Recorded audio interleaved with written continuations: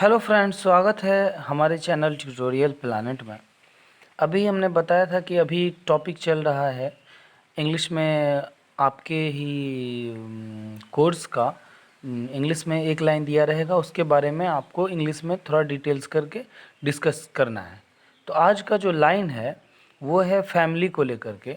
कैसे हमारे देश में पहले के ज़माने में जॉइंट फैमिली हुआ करती थी, जिसमें हमारे दादा दादी, हमारे चाचा, हमारे चाची, हमारे और भी सभी मिल कर के हम लोग रहते थे।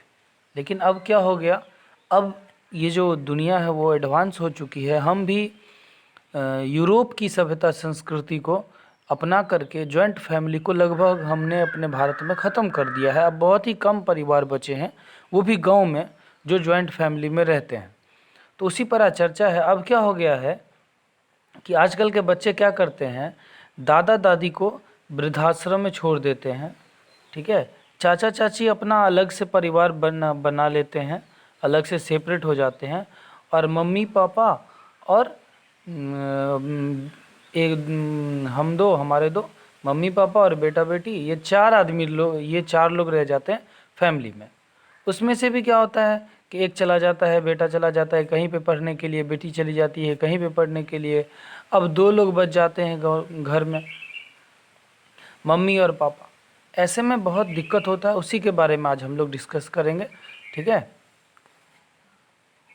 तो चलिए हम लोग पढ़ते हैं। क्या है, living in a big family has more merits. बड़े परिवार में रहने में ज़्यादा मेरिट है, ज़्यादा गुण है। बड़ी परिवार में, बिग फैमिली में रहना ज़्यादा गुणकारी है। देन डिमेरिट्स, उसमें कम अवगुण है और ज़्यादा गुण है। डिमेरिट से ज़्यादा मेरिट है, अवगुण से ज़्यादा गुण है किसी बड़े परिवार का हिस्सा अगर आप हैं तो। कैसे, उसी पर हमने डिस्कस किया है। और आपके भी मन में अगर कुछ हो कि बिग फैमिली अच्छा है, जॉइंट फैमिली अच्छा है, या फिर स्मॉल फैमिली अच्छा है, तो ज़रूर कमेंट करें। चलिए पढ़ते हैं। There are big families, there were, यहाँ पे वेयर होना चाहिए, there were big families in India. India में बड़े परिवार होते थे, बिग फैमिलीज होती थी। Wife, husband and their children and the elder members lived together. पत्नी, पति और उनके बच्चे, एंड द एल्डर मेंबर्स और बुजुर्ग, दादा दादी, चाचा चाची, ये सब लिव्ड टुगेदर, साथ साथ रहते थे। बट लेकिन the image of joint family has been broken. लेकिन जॉइंट फैमिली की जो इमेज है, जॉइंट फैमिली का जो कल्पना है, वो अब टूट चुका है। अब लगभग नहीं के बराबर घरों में जॉइंट फैमिली दिखाई पड़ती है। Has been broken. The new generation, ये जो नई जनरेशन है, नई पीढ़ी है, डज नॉट प्रेफर दैट, उनको ये अच्छा नहीं लगता है। न्यू जनरेशन जॉइंट फैमिली के लिए प्रेफर नहीं करती है, उनको नहीं जाना है जॉइंट फैमिली में। All want to live alone, सभी अकेला रहना पसंद करते हैं, अकेला रहना चाहते हैं। बट दे फॉरगेट दैट, लेकिन वे लोग भूल जाते हैं कि living in a big family, बड़े परिवार में रहना, has more merits than demerits, उसमें ज़्यादा मेरिट है, ज़्यादा गुण है, अवगुण बहुत कम है। क्या सब है वो देखो। The individual has to share his income with other members of the family. जो इंडिविजुअल है, हर एक व्यक्ति को, इंडिविजुअल मतलब पर्सनल, हर एक व्यक्ति को, हर एक व्यक्ति जो जॉइंट फैमिली में कमाता है उसको शेयर करना पड़ता है, बांटना पड़ता है अपना income. With other members of the family, परिवार के दूसरे मेंबर के साथ अपनी कमाई बांटनी पड़ती है जॉइंट फैमिली में। He is not free to do what he wants, he is not free, वो फ्री नहीं है, वो आज़ाद नहीं है। To do what he wants, जो वो चाहता है वो करने के लिए, जो वो चाहता है वो करने के लिए उसे आज़ादी नहीं मिलती, क्योंकि बड़े बुजुर्ग मना करते हैं।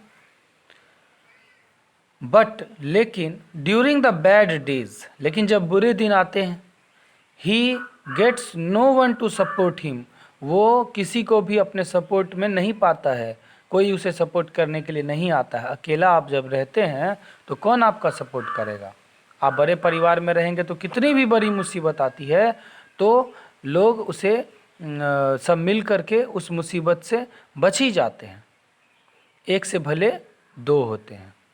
In the case of an accident, जब किसी का एक्सीडेंट हो जाता है तब, और ये वही जान सकता है जिस पर कभी मुसीबत आई हो, जिस पर कभी एक्सीडेंट, जिसका कोई एक्सीडेंट हुआ हो कभी, वही जान सकता है कि परिवार क्या होता है।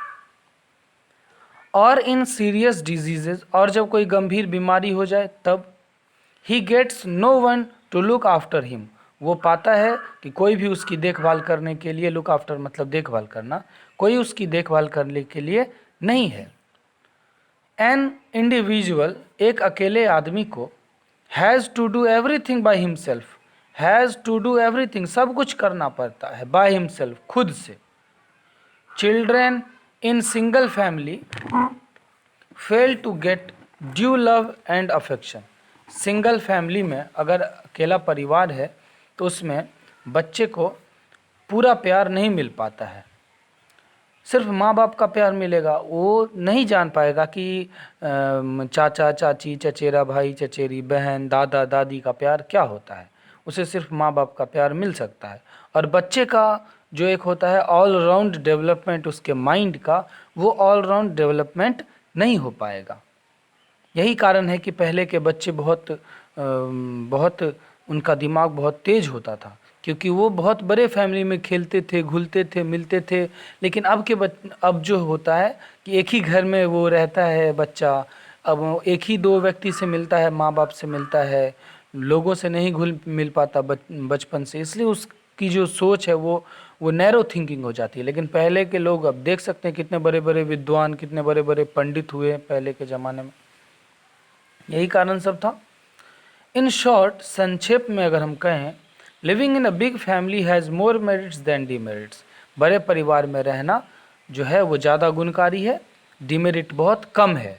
डीमेरिट क्या है, अब हम थोड़ा अपने लोग तर्क करते हैं कि डीमेरिट मेरे हिसाब से क्या है कि अगर आप बिग फैमिली में रहते हैं तो आप जो आपका जो मन है वो आप जो आपका मन करता है करने के लिए वो आप नहीं कर सकते, ठीक है। आप जो कमाते हैं वो आपको सब में बांटना पड़ता है, ठीक है। अरे तो क्या हो गया, आप अगर अपने मन से करना चाहें और अगर आप सही हैं, आप जो काम करना चाहते हैं वो अगर अच्छा काम है, तो मुझे विश्वास है कि आपके परिवार में कोई आपको रोकेगा नहीं, बल्कि आपको इनकरेज करेगा करने के लिए। लेकिन आप उसे विश्वास दिलाइए कि आप सही हैं, आप जो कर रहे हैं वो सही है। और रही बात पैसे बांटने की सबके साथ, तो क्या दिक्कत है, आज आप दूसरों की मदद करेंगे अपने फैमिली में, कल आप पर मुसीबत आएगी तो लोग आपको मदद करेंगे, ऐसे ही चलता है परिवार, सब ऐसे ही चलता है। दूसरे आपको आप पर मदद करेंगे ना तो एहसान दिखाएंगे कि वो उन्होंने आप पर मदद किया, लेकिन अपने जब मदद करते हैं ना तो वो एहसान नहीं जताते हैं कभी।